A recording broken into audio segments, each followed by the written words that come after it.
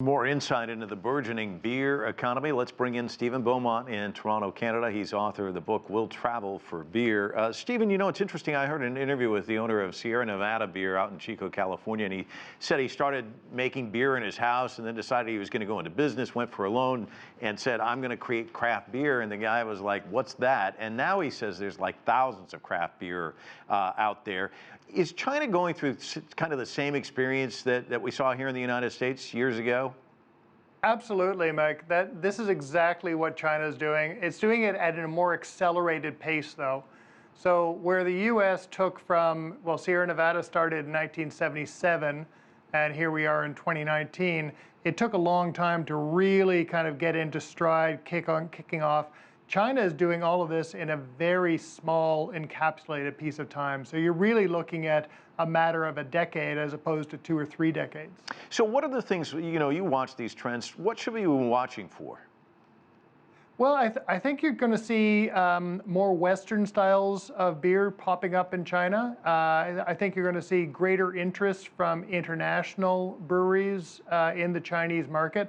And I think on the flip side of that, you're also going to see Chinese companies like China Resources Snow moving into the international sphere and buying breweries in Europe, breweries in North America that they can partner with to create new and exciting flavors. Yeah, you were talking about that market, and it's huge. I was just reading roughly 75% of imported beer in China comes from the EU. Obviously, there's so many craft beers in the United States. Do you think the trade war between the U.S. and China, that's perhaps closing the door of a potential market for those creators of craft beers here in the U.S.? Well, the U.S. has never really addressed the Chinese market. I mean, there are dribs and drabs here and there, but it's not been a priority for U.S. craft breweries. It's been a much bigger priority for international breweries, which is why you've seen the big guys, SAB, Miller, now owned by Anheuser-Busch InBev. They've gone in there quite some time ago. Carlsberg just came in. They've actually made an offer and taken over part of Jing-A, which is a small brewery in Beijing.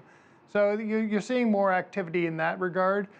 I don't think the trade wars really have any impact right now on U.S. going into China, but down the road, who knows? You know, the piece we just saw really kind of illustrates that there are two types of consumers, people who want to buy cheap beer, in this case, the young college student, and then the people who are willing to pay top dollar for quality, and I guess that goes with any kind of product. Is there a typical customer in China for this sort of thing?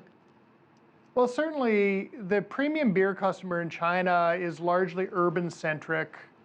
They have disposable income and they want to spend it on better things. They want to get better spirits, they want to get better food, and they want to get better beer. So that's what really, and this is true all around the world. This is the same movement that has fueled the growth of craft beer in Brazil, in Russia now we're seeing it, all across Western Europe, and of course North America. Is there a market for some of these Chinese beers in the international marketplace, you think?